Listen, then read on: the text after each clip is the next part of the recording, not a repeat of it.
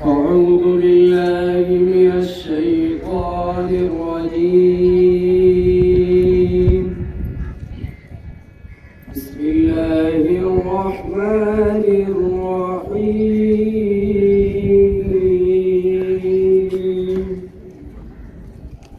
لا أقسم بهذا البلد وأنت حل بهذا البلد। खुसूसी और सामाईन हजरात, अस्सलामु अलैकुम रहमतुल्लाहि व बरकातुहू। ऐसा भी क्या हुआ है घबराए हो तुम, आवाज थी या दहाड़ थी थर्रा गए हो तुम। गूंजी सदा कुछ ऐसी बहुत दूर तक गई, एक शेरनी की दहाड़ से चकरा गए हो तुम।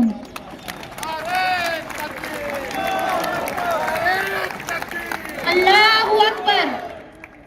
आज का यह प्रोग्राम कुल जमाते तंजीम पूना की तरफ से रखा गया है। आज की इस मजलिस में मैं आप तमाम का तहे दिल से खैर मुकद्दम करती हूँ। आज की इस मजलिस का मकसद है हालत हाजरा में हो रहे जुल्म के खिलाफ अवामी बेदारी का सबूत देना। जैसा कि आप जानते हैं कि कुछ शरपसंद अनासिर हमारे मुल्क की भाईचारगी को नुकसान दे रहे हैं, जिसमें सरफहरिस्त है हमारा हिजाब। हिजाब इस मुल्क का सकाफती और तहजीबी एक हिस्सा है, इस पर मुझे फख्र है। न समझोगे तो मिट जाओगे हिंदुस्तान वालों, न समझोगे तो मिट जाओगे हिंदुस्तान वालों, तुम्हारी दास्तां तक न रहेंगी दास्तानों में। हमारे पहले स्पीकर है रुकैया शेख। उनके खिलाफ बुलंद आवाज होगा, उनके खिलाफ बुलंद आवाज होगा, जिन्हें हमारे हिजाब से एतराज होगा। अस्सलामु अलैकुम नहमदुहु व नुसल्ली अला रसूलिल करीम, अम्मा बाद। आज हम सब यहाँ जमा हुए हैं इसलिए क्योंकि हम में इत्तेहाद है। और इत्तेहाद किस लिए है? ये इत्तेहाद इंसानियत के बचाव के लिए है। हमारा हिजाब सिर्फ मुसलमान तक महदूद नहीं है, बल्कि अगर आप क्रिश्चियनिटी के मजहब को देखें तो हजरत मरियम अलैहिस्सलाम की तस्वीर को भी आप सर पर दुपट्टे के साथ देखेंगे।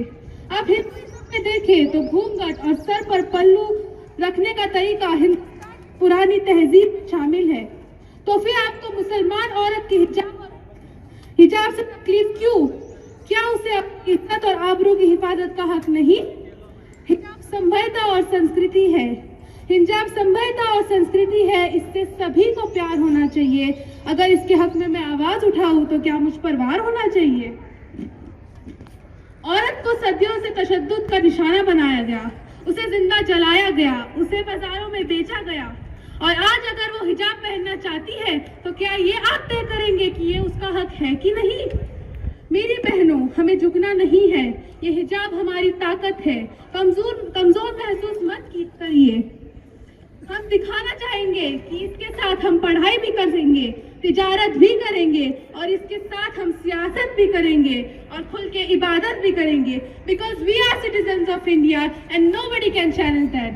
क्योंकि आरज़ू जीने की है तो जी चट्टानों की तरह, आरज़ू जीने की है तो जी चट्टानों की तरह, वरना पट्टे की तरह तुझको हवा ले जाएगी। निगाहों को नीचे रख और औरतों से कहा कि अपना पर्दा कर। अगर आदमी कंट्रोल में नहीं है तो औरतें पर्दे से हिफाजत करेगी, अगर औरतें कंट्रोल में नहीं है तो मर्द निगाह की हिफाजत करेंगे। इसी तरह मेरे रब ने एक बाप की तरह दोनों तरफ इंसाफ से दोनों बातों को रखा कि तू अपनी निगाह को नीचे रख और तू पर्दा कर। यह हमारा चीज है जो हटाने की कोशिश किया जाता। शरीयत देखिए, गर्लफ्रेंड और बॉयफ्रेंड की कोई जिंदगी नहीं होती।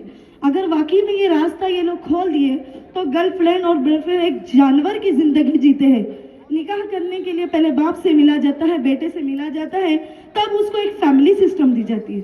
लेकिन गर्लफ्रेंड और बॉयफ्रेंड, ये पर्दा खोलने की जो चीज है, गर्लफ्रेंड और बॉयफ्रेंड की तादाद को बढ़ाने का है।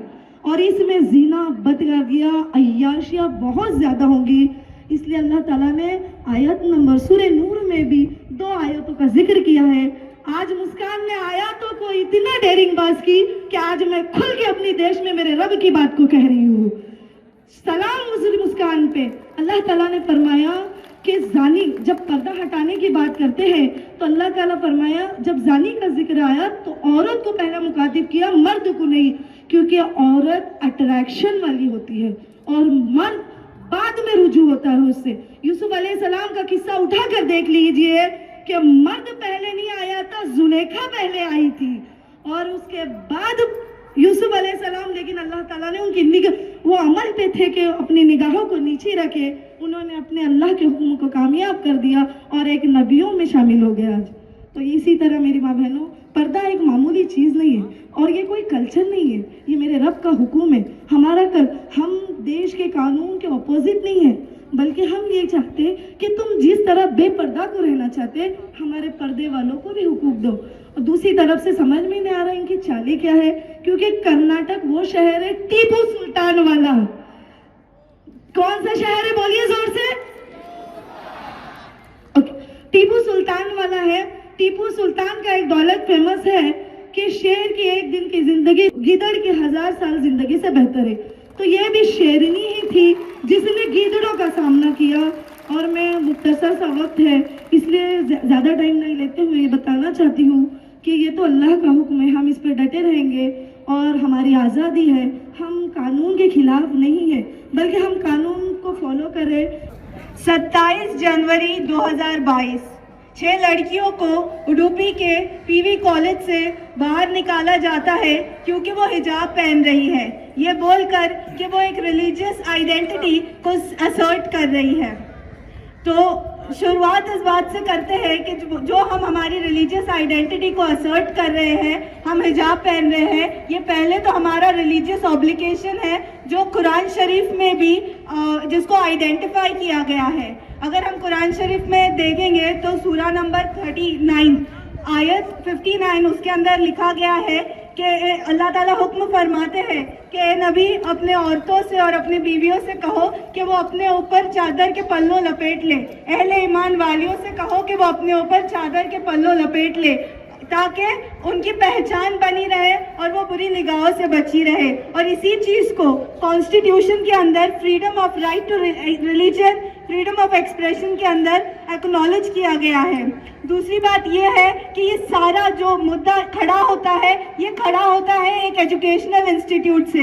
वो एजुकेशनल इंस्टीट्यूट जो अपने आप को सेक्युलर बताती है, वो एजुकेशनल इंस्टीट्यूट जो हमको भाईचारा पढ़ाते हैं, वो एजुकेशनल इंस्टीट्यूट जो हमको गंगा जमुना तहजीब के बारे में बताते हैं, वो एजुकेशनल इंस्टीट्यूट जो हमको बताते हैं कि विविधता में एकता है, there is unity and diversity. और वो सेक्युलर इंस्टीट्यूट्स जिनकी दिन की शुरुआत गुरुर ब्रह्मा गुरुर विष्णु से होती है और कभी भी कुरान शरीफ की आयतों से नहीं हुई, ये वो सेक्युलर इंस्टीट्यूट है जो हमको बता रहे हैं कि हमने हमारी रिलीजियस आइडेंटिटी को एक्सप्रेस नहीं करना चाहिए, जिनका हर एक स्पोर्ट्स डे नारियल फोड़ने से शुरू होता है, जिनकी हर एक इमारत की जो ओपनिंग होती है वो या तो हवन से होती है या पूजा से होती है। ये वो टीचर्स है, ये वो प्रिंसिपल्स है जो हमको सेक्युलरिज्म सिखा रहे हैं, ये वो प्रिंसिपल्स है, ये वो एजुकेशन मिनिस्टर है, ये वो बीजेपी के एमएलए हैं जिनकी कुर्सी के पीछे मंदिर बना हुआ होता है, जिनके कुर्सी के पीछे मूर्त लगी हुई होती है और तस्वीरें लगी हुई होती है। और ये हमारे सेक्युलरिज्म का, हमारे रिलीजन का या हमारे रिलीजियस आइडेंटिटी का सवाल उठाते हैं। अगर हम आगे चल के बात करें तो हम यहाँ पे जो उतरे हैं, दिस इज बिकॉज हमारा जो कॉन्स्टिट्यूशनल राइट है ये ब्रीच हो रहा है यहाँ पे। बिकॉज अगर हम हमारा हिजाब पहन रहे हैं, हम कोई पहरावा पहन रहे हैं, तो आर्टिकल 14 से लेके आर्टिकल 25 तक के राइट टू रिलीजन तक के, हमको सबसे पहले आर्टिकल 14 राइट टू इक्वालिटी, ये बात यहाँ पे जान के हैरत होती कि जब हम कॉन्स्टिट्यूशन पढ़ेंगे तो वो इंसान जो कि इंडियन नहीं है उसके लिए भी इक्वालिटी कॉन्स्टिट्यूशन उसको अश्योर करता है। लेकिन हम तो फिर भी हिंदुस्तान में पैदा हुए हैं और इंशाल्लाह हिंदुस्तान में ही दफन होंगे। और लेकिन जब हमारे लिए इक्वालिटी की बात आती है तो ये हमारे को इक्वालिटी की नज़र से देखने के लिए इनकार करते। दूसरी बात है कि right to religion, right to choice, right to dignity, right to wear whatever I want to, ये यहाँ पे सारा कुछ ब्रिज हो रहा है, वायलेट हो रहा है। बिकॉज अगर मैं बुर्का पहन के जा रही हूँ और यहाँ पे 10 से 50 लड़के जो खुद गले में दुपट्टा बांध के मुझे बता रहे हैं कि मैंने अपना दुपट्टा उतारना है, तो मीडिया जो कि हमारे बारे में कभी भी बात नहीं करेंगी, हमारे खिलाफ में बात करती है, सरकार के फेवर में हमेशा बात करती है, वो पूरी मीडिया ने एक भी सवाल उस लड़के से नहीं पूछा जिसके खुद के गले में एक भगवा दुपट्टा था, जो हिंदुत्ववादी आइडियोलॉजी को वहाँ पे एनफोर्स कर रहा था, जो भगवावादी आइडेंटिटी को वहाँ पे एक्सप्रेस कर रहा था, जो राइटिस्ट था, जो आरएसएस टेररिज्म को वहाँ पे बहुत अच्छी तरीके से दिखा रहा था, जो कि बीजेपी, आरएसएस, राइट विंग, इन सबको ये सब लोग वहाँ पे मौजूद थे। लेकिन फिर भी मीडिया ने ये चाहा कि वो मुस्कान को सवाल पूछे, बिकॉज वो शायद अपने आप को एक्सप्रेस कर रही थी, वो वहाँ पे बस एक असाइनमेंट सबमिट करने आई थी। लेकिन फिर भी चंद सवाल जो भी पूछे गए और अभी भी जो पूछे जाएंगे वो मुस्लिम औरतों से ही पूछे जाएंगे, एजुकेशन मिनिस्टर से नहीं पूछे जाएंगे, बीजेपी एमएलए से नहीं पूछे जाएंगे, और वो लड़कों से तो बिल्कुल भी नहीं पूछे जाएंगे। नारे तकबीर। हाजिर नाजिर मानते हुए मैं पहले ही कहना चाहूँगी कि मैं गैर मुसलमान हूँ और बड़े दुख और ताज्जुब के साथ ये जाहिर करना पड़ रहा है कि मैं गैर मुसलमान हूँ। दुख और ताज्जुब के साथ इसलिए कह रही हूँ क्योंकि इसके पहले कभी मुझे पूरे भारत में किसी भी स्टेट में जाकर बात करते समय मेरे मजहब का इजहार करने की ज़रूरत नहीं पड़ी थी जो आज मुझे पड़ रही है। वो इसलिए है क्योंकि मीडिया और सुनने वालों को ऐसे ना लगे कि अरे मुसलमान ही आए थे और मुसलमान ही बोल रहे थे, कोई था कि उनके बारे में कोई दूसरा बात कर रहा था। तो पता तो चले कि भाई गैर मुसलमान भी क्या चाहते हैं और गैर मुसलमान की क्या राय है इस बारे में कि जो भी कर्नाटक में हो गया। जरा एक चीज जरा समझ लेते हैं भैया। एक लड़की असाइनमेंट के लिए आती है, 100-200 लड़के उसके पीछे, मानो बहुत शर्म महसूस होती है कि क्योंकि मेरी खुद की छोटी बेटी है। मैं उस दिन आई थिंक मैं सुबह मैंने असलम भाई को फोन किया, आवाज नहीं निकल रही थी, रोते समय मैं बोल नहीं पा रही थी कि कितनी क्या गुजरी होगी उस मासूम पर, कैसे उसने वो सारी चीजें फेस की होंगी। इन सारी चीजों का बस इमेजिन करते ही दिल कांप उठता है। लेकिन मीडिया में कैसे चित्र आया देखिए, मुझे पता नहीं ये मीडिया वाले सिर्फ अपने यूट्यूबर लोग हैं कि मेन स्ट्रीम के भी हैं, मुझे पता नहीं कि क्या है सब, क्योंकि मेन स्ट्रीम के मीडिया को तो कोई पड़ी नहीं है कि वो अपनी बात रखे। अब देखिए हुआ क्या, एक लड़की आई, 100-200 लड़के उसके पीछे दौड़ आए, फिर उसके इंटरव्यू चले।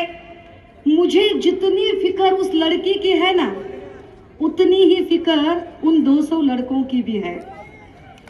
क्यों फिक्र है पता है? क्योंकि ये 200 लड़के जो हमारे बहुजन बच्चे हैं, इन बच्चों के दिलों में इस तरह से नफरत का बीज बोया जा रहा है ताकि वो यहाँ की पॉलिटिकल पार्टियों का रॉ मटेरियल बन पाए। तो ये रॉ मटेरियल बन रही इस पीढ़ी को लेकर मैं काफी हैरान हूँ, मैं काफी परेशान हूँ। तो मीडिया वाले मुझे फोन करके बोलते हैं, अरे ताई तुमचा खूप अभ्यास आहे, ते सगळं खरंय, पण तुम्हाला माहितीये का ती पोरगी काय बोलली? काय बोलली दादा? अरे ती अल्लाहू अकबर बोलली, अल्लाहू अकबर बोलली ती जय संविधान नाही बोलली ताई, तुझे आहे ना, अरे अल्लाहू अकबर बोलली। भाई और बहनों, ये चीज समझने की बात है कि जब कयामत का वक्त होता है, जब आगे कोई उम्मीद नजर नहीं आती, मुसीबतों का एक दौर चल रहा होता है, तो डूबते को तिनके का सहारा नजर आता है। जब कोई अपनी मदद के लिए नहीं है ऐसे लगता है, तो कोई भी इंसान परवरिश से वह गुजरा है, बोर्न एंड ब्रॉट अप वो जहां से आया है, वो उसकी आखिरी उम्मीद को पुकारने की कोशिश करता है। अगर वह हिंदू होगा तो वह विठ्ठला, पांडुरंगा, परमेश्वरा, देवा कुठेच रे तू म्हणेल, आणि मुसलमान असला तर म्हणेल या खुदा परवरदिगार बचा ले, कहा है तू? हाँ?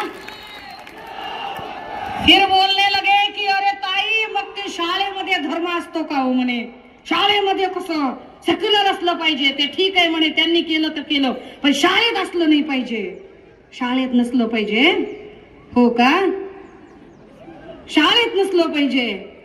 पुण्यातल्या किती शाळा दाखवायच्या बरं आम्ही, ज्या शाळेमध्ये गणेशोत्सवामध्ये असे हजार हजार पोरं बसवली जातात, मेन स्ट्रीमचा मीडिया त्याचे फोटो काढतो आणि सांगतो अमक्या अमक्या शाळेमध्ये अथर्व शीर्षाचे सामूहिक पठण चालू आहे.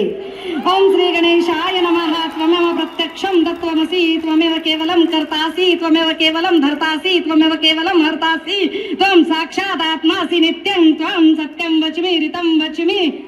हाँ, ये कैसे चलता है? फिर मेरे पहले की मेरी बहन फातिमा मुजावर जी जो बात कर रही थी, उनकी सारी बातों से इत्तेफाक रखती हूँ. हाँ, लेकिन एक बात उनकी बिल्कुल ही मुझे अच्छी नहीं लगी और बिल्कुल गलत लगी. उन्होंने कहा कि हम हिंदुस्तान में पैदा हुए हैं और हिंदुस्तान में मरेंगे. According to Indian constitution article 1, the name of this country is Bharat. Bharat Bharat. इस देश का कॉन्स्टिट्यूशनल नाम हिंदुस्तान नहीं है. आरएसएस, संघ, बजरंग दल, सनातन, प्रभात, विश्व हिंदू परिषद के जितने भी खबरें ये बात सुन रहे हो, वो खबरें ये आवाज रिकॉर्ड कर ले और चेहरा अच्छे से पहचान ले. इस देश का नाम हिंदुस्तान नहीं है, इस देश का नाम भारत है. जब भी इस देश का बाकी मुल्कों के साथ किसी भी तरह का पैक्ट बनता है, करार होता है, तो न्यूज चैनल पर बातमी, न्यूज चैनल पर जो न्यूज अखबारों में जो न्यूज आती है, जो खबरें आती है, वो खबरें हिंदुस्तान और रशिया, हिंदुस्तान और अमेरिका, हिंदुस्तान और पाकिस्तान ऐसे नहीं आती है.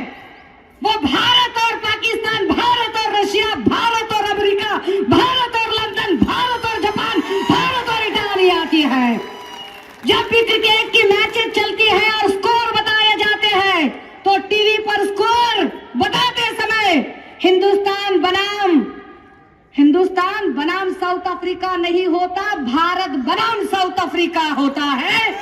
इस मुल्क का नाम भारत है, भारत है, भारत है. पहली बात ध्यान में रखें. अब जरा थोड़ा आगे आते हैं. लेकिन बार बार वो लोग टारगेट किए जाते हैं और आप लोग टारगेट होते हो. मुझे कभी कभी माफ कीजिए, मैं बहुत अच्छी बात नहीं कर पाती हूँ. तरस आता है कि अरे यार वो इतनी बार अटैक करते हैं और आप इतनी बार चुप बैठते हो, कभी पलटकर जवाब ही नहीं देते हो. उनको पलटकर जवाब देने का तरीका यानी लड़ना झगड़ना नहीं है. हम आ रहे थे आजम कैंपस के कम से कम 4 से 5 गेट पर इतनी पुलिस थी. मैंने कहा अरे यार इतने लोग अंदर होंगे कि नहीं जितनी पुलिस बाहर है. क्यों? ते आमच्या मराठीत एक म्हण आहे, चोर सोडून संन्याशाला फाशी. अरे जे बोलायला लागले त्यांना मोकळं सोडून दिलं, तुम्ही आमच्या कामून मागे लागलाय. इतनी पुलिस है सगळी और इतने पुलिस है और वह पुलिस यह बात नहीं समझ पाती. अब पुलिस के बारे में हम क्या बताएं भैया. एलसीबी के बहुत सारे लोग रिकॉर्ड करने बैठे होंगे कि अरे सुषमा अंदर बात करे तो चलो कलम निकाल के बैठो, क्या बात कर रही है. हाँ, महात्मा बसवेश्वर जो कह रहे थे कि सभी जाति धर्म एक जैसे है, उन्हीं की भूमि में यह चीज घटती है. ये एक तरह से मैसेज होता है उनका कि आपके सारे महापुरुषों के विचारों को परास्त करने के लिए हम एक्टिव हुए हैं। ये मैसेज देते हैं हम। वो मैसेज क्या है कि बराबर 5 राज्यों के जैसे ही इलेक्शन लगे तो 5 राज्यों के इलेक्शन में सबसे बड़ी आबादी वाला मुल्क यूपी है। यूपी में जो ज्यादा आबादी के 2 तबके हैं, उसमें सबसे बड़ी आबादी नंबर 1 की हिंदुओं की, नंबर 2 की मुसलमानों की। मुसलमानों में जो ओबीसी में बुनकर है, वह बुनकर समाज यूपी में ज्यादा है। और यूपी की कांग्रेस की इलेक्शन की कमान संभाल रही है श्रीमती प्रियंका गांधी, जो एक टैग लेकर आई है कि लड़की हूं, लड़ सकती हूं। एक तरफ एक टैग लाइन है, लड़की हूं, लड़ सकती हूं, और उसी वक्त कर्नाटक में एक लड़की लड़ रही है। अब ट्रैप ये है कि अगर प्रियंका गांधी का स्टेटमेंट लड़ने वाली लड़की के सपोर्ट में आता है तो सारे योगी आदित्य और उसके सारे नुमाइंदे फिर ये बात करने के लिए तैयार हो जाएंगे, अरे देखो ये मुसलमानों की मसीहा बन रही है, हिंदुओं एक हो जाओ। तो होगा क्या कि यूपी का जो अनपढ़ सिटीजन है, यूपी का जो पढ़ा लिखा है, यूपी का जो बेरोजगार है, यूपी का जो नौकरी धंधे वाला है, यूपी का जो कारोबारी इंसान है, यूपी का जो बिना कारोबारी इंसान है, वो मैं कारोबारी हूं कि नहीं, मैं नौकरी वाला हूं कि नहीं, मैं पढ़ा लिखा हूं कि नहीं, मुझे गवर्नमेंट का कोई बेनिफिट मिलता है कि नहीं, ये सारा क्लासिफिकेशन भूल जाएगा और बस वो ये क्लासिफिकेशन याद रखेगा, हिंदू बनाम मुसलमान। और बस वो हिंदू बनाम मुसलमान क्लासिफिकेशन याद कराने के लिए इतना बड़ा कांड किया जाता है। क्या हम अब भी उनकी ट्रैप में फंसने वाले हैं? आपको तय करना है। फिर कुछ लोग कहेंगे कि ताई अब करे भी तो क्या करे। कुछ लोगों ने यहाँ तक कहा, मुझे ये बात जरूर यहाँ पर शेयर करनी पड़ेगी क्योंकि मैंने सोलापुर से सरफराज भाई अहमद से बात की। मैं न्यूज चैनल देख रही थी तो न्यूज चैनल में कहा कि एसडीपीआई और पॉपुलर फ्रंट ऑफ इंडिया ने यहाँ पर इन लोगों की वजह से हो रहा है। तो मैं सोच रही थी कि एजुकेशन मिनिस्टर को क्या सपना आता है कि अरे कल ये सारा हादसा हुआ और बिल्कुल 2 घंटे के पश्चात वो कह रहा है कि एसडीपीआई और पॉपुलर फ्रंट ऑफ इंडिया ने किया है, 2 घंटे में ही। भाई और बहनों, यह बात मुझे आपके साथ बड़ी जिम्मेदारी के साथ शेयर करनी पड़ेगी क्योंकि कुछ लोगों ने जब मैंने सपोर्ट करने की ठान ली तो लोग मुझे फोन करते हुए कहने लगे कि अरे ताई आपको पता है क्या, सारी चीजें प्लान है, पूरा प्लान था। एक लड़का कैमरा लेकर आता है, जूम इन जूम आउट हो जाता है, बराबर लड़की एंटर करते हुए वह कैमरा उस पर जाता है, फिर शूट किया जाता है, लड़की एकदम कैमरा के सामने आती है, अल्लाह अकबर कहती है और पूरा फिर चर्चा हो जाता है। मैं आपको यह बता दूं कि वह कौन कैमरामैन था, यह ढूंढने के लिए मैं जब निकली कि कौन कैमरामैन है जो इतने प्लान तरीके से एक लड़की अंदर भेजकर ये सारा शूट कर रहा है, तो समझ में आया कि कोई किसी तरह की प्लानिंग कुछ नहीं थी। बीबीसी का वह पत्रकार था, कोई सादा कोई मामूली यूट्यूबर भी नहीं था, वो बीबीसी का पत्रकार था।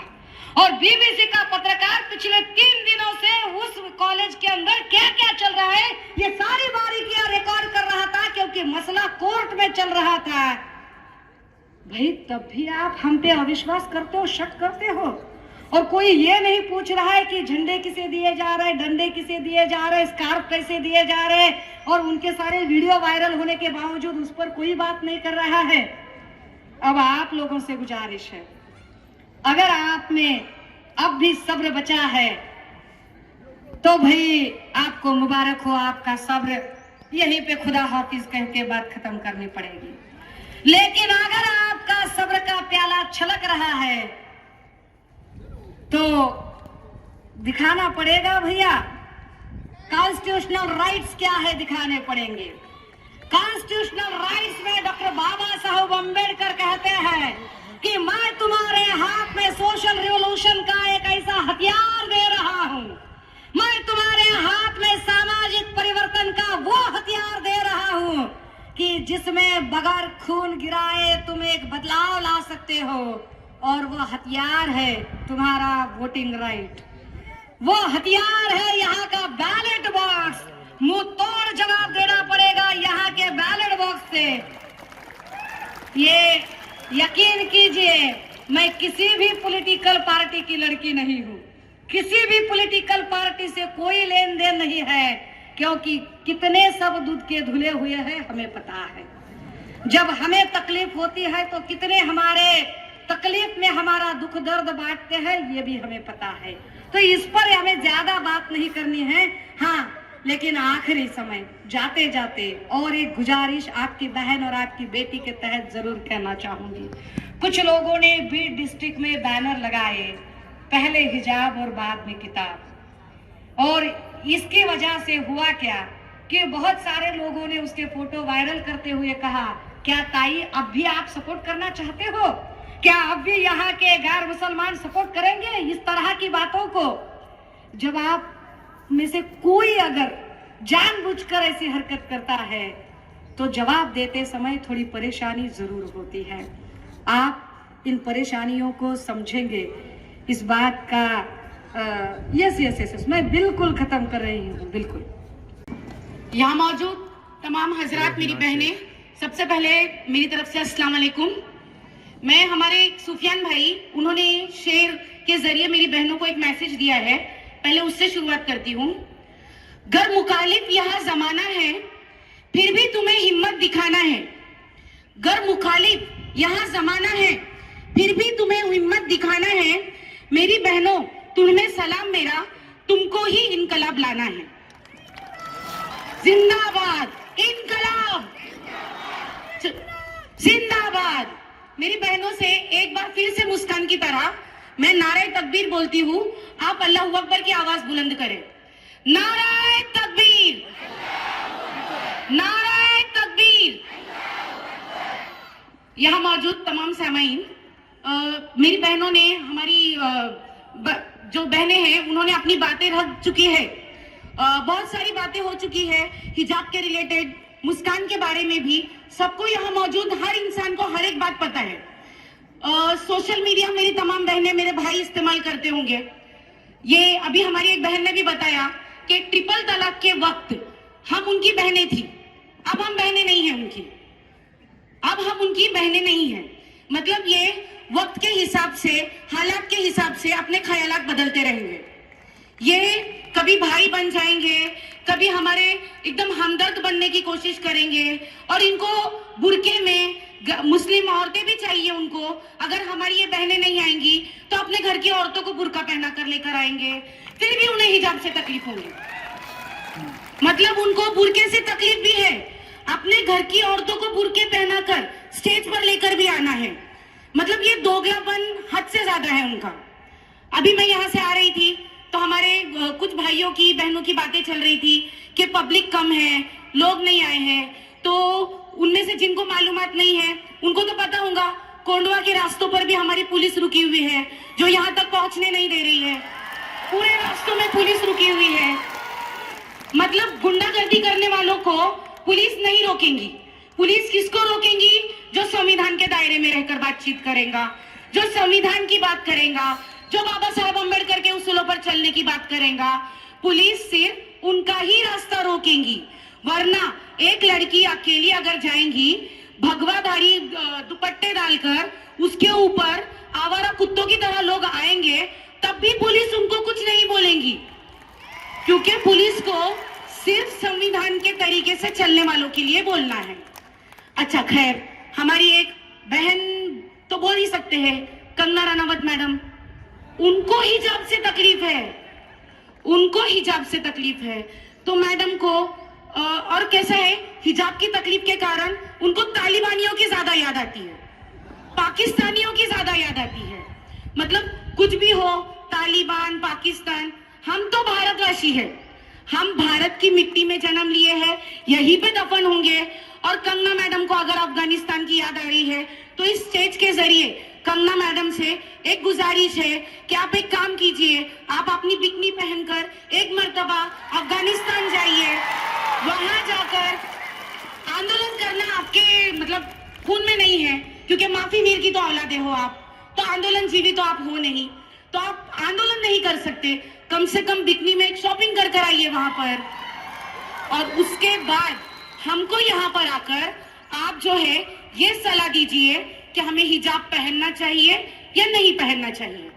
फिर दूसरी हमारी एक मैडम जो भगवादारी वस्त्र पहनकर संसद में जाती है, साध्वी प्रज्ञा मैडम, मैडम कहती है कि बुर्का तुमको क्या जरूरत है पहनने की। तो मैडम, जो आप टू व्हीलर जो रहती है ना, वो भी ब्लास्ट करने के लिए नहीं होती, वो भी चलाने के लिए होती है। तो मैडम ने टू व्हीलर के जरिए ब्लास्ट किया था वहां पर। अच्छा, और जैसे ही एक स्टेटमेंट आ गया कि हिजाब में एक औरत प्रधानमंत्री बन सकती है, तो हमारे योगी बाबा को भी संविधान याद आ गया, वो भी संविधान की बातें करने लगे। तो उनको भी इस स्टेज के जरिए एक मैसेज देना चाहती हूँ, योगी बाबा आप कहते हो कि ये देश कभी शरीयत में नहीं चलता, नहीं चल सकता, हम शरीयत के हिसाब से चलने नहीं देंगे। तो योगी बाबा, ये देश अगर शरीयत के हिसाब से नहीं चलता तो ये देश हिंदुत्ववादी भी कभी नहीं बन सकता, ये देश संविधान से ही चलेगा। तो ये जो आपके सपने हैं ना, ये बिल्ली के ख्वाब में छितरे, तो योगी के ख्वाब में छितरे। तो और जैसा हमारे सुषमा ताई, शायद वो चले गए अभी, तो सुषमा ताई जैसे हमारे जो गैर मुस्लिम भाई बहन हैं, तो उनको भी मैं इस स्टेज के जरिए एक मैसेज दूंगी कि ताई, हमको सिर्फ स्टेज पे बोलने वाले गैर मुस्लिम नहीं चाहिए, हमारे साथ भीड़ में रहने वाले भी गैर मुस्लिम चाहिए। हम रास्तों पर उतरते हैं, हम रास्तों पर आते हैं, पर हमारे साथ जो गैर मुस्लिम हमारे भाई बहन आते हैं ना, वो सिर्फ स्टेज शेयर करते हैं। हमारे साथ कभी पब्लिक में आइए, हमारे साथ अपनी भीड़ लेकर आइए।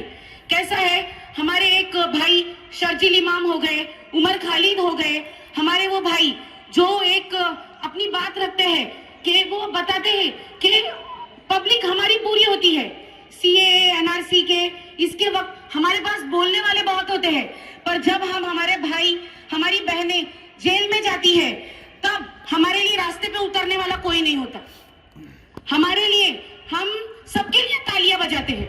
हम गैर मुस्लिम हो, मुस्लिम हो, जिसकी बातें, इतना सब्र भी है हमारे अंदर, इतना जज्बा भी है कि हम लोगों को जल्दी अपने पलकों पर बिठा लेते हैं।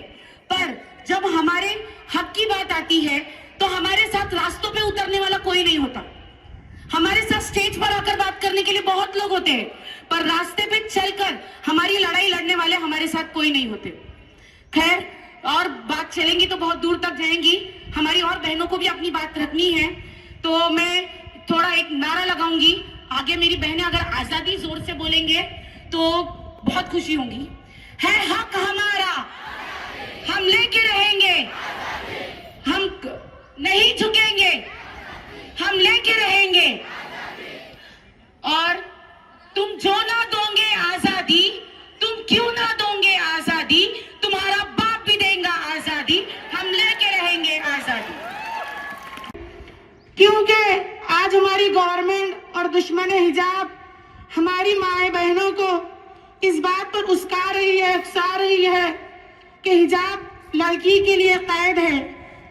तो आज इस तरीके का प्रोग्राम हमने जो किया है, अरेंजमेंट किया है, तो इस बात का गवाही है कि हिजाब हमारे लिए कोई कैद, कोई जबरदस्ती, क्योंकि हमारा इस्लाम कुरान मजीद में यही फरमा रहा है, कुरान मजीद में खुदावंद आलम यही फरमाता है कि ला इकराहा फिद्दीन, यानी दीन में कोई जबर नहीं है। तो यकीन माने, और उस दुश्मन हिजाब से मैं ये मुखातिब होकर कहती हूँ कि आज आकर देख ले कि किस तरीके से 2 या 3 घंटे से हम धूप में आराम से और पुरसुकून तरीके से बैठे हैं। तो ये किसकी बदौलत बैठे हैं? अगर हिजाब ना होता तो हम सुकून और आराम से ना बैठे होते, हम परेशान होते। क्यों?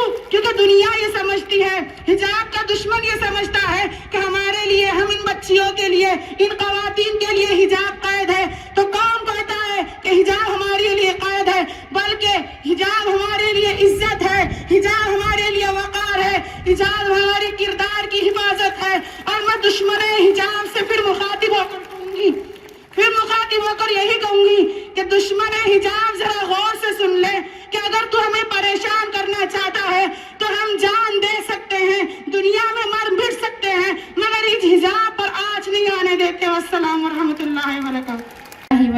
वबरकातुहू।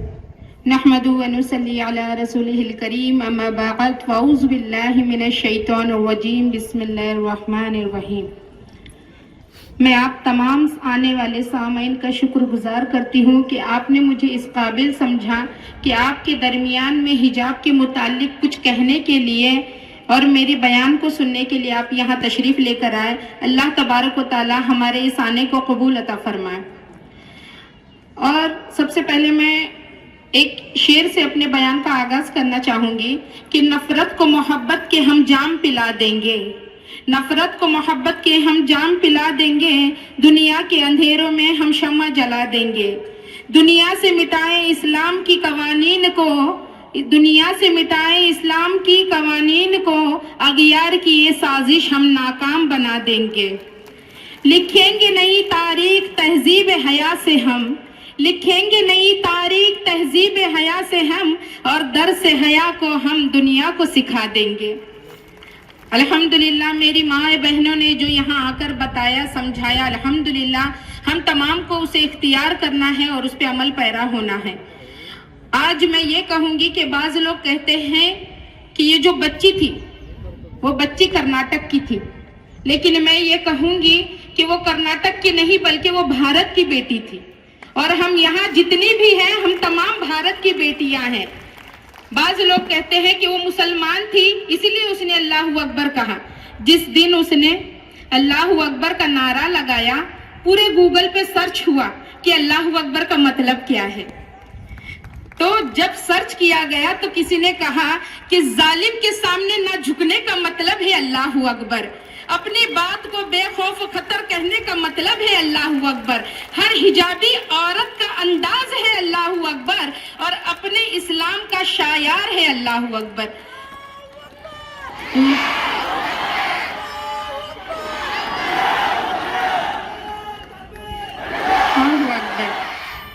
तो अल्हम्दुलिल्लाह अल्लाह तबारक व तआला ने जो ये हमसे काम लिया, अल्लाह उसमें कामयाबी और कामरानी अता फरमाए। और जितने भी मेरी माएँ बहनें आई हैं, ये जो नकाब है हम पे बोझ नहीं है, ये हमारे लिए कैद नहीं है। आप तमाम जानती हैं कि बुर्ज खलीफा पूरी दुनिया में सबसे बुलंद और बड़ी इमारत मानी जाती है, लेकिन फिर भी एक इमारत ऐसी है जो बुलंद और बाला नहीं है, उसे मुज़य्यन नहीं किया गया, उसे सजाया नहीं गया, लेकिन जब भी कभी उसका अदब व एहतराम का नाम लिया जाता है तो लोग उसको चूम लेते हैं, और वो खाने काबा है।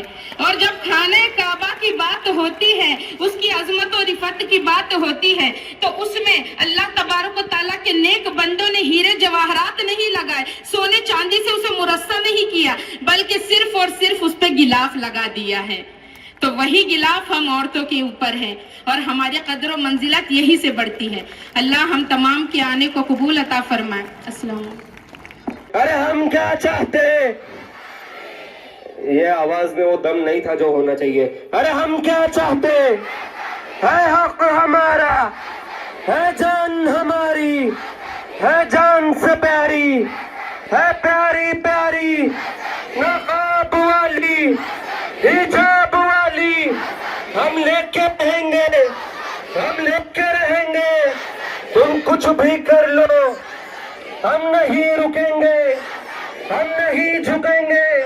है हक हमारा, हम मुल्क की खातिर, कानून की खातिर, दस्तूर की खातिर, जमहूर की खातिर, नारे तकबीर, नारे तकबीर, नारे तकबीर। अब दुआ होगी, दुआ के साथ में प्रोग्राम का इख्तिताम होगा।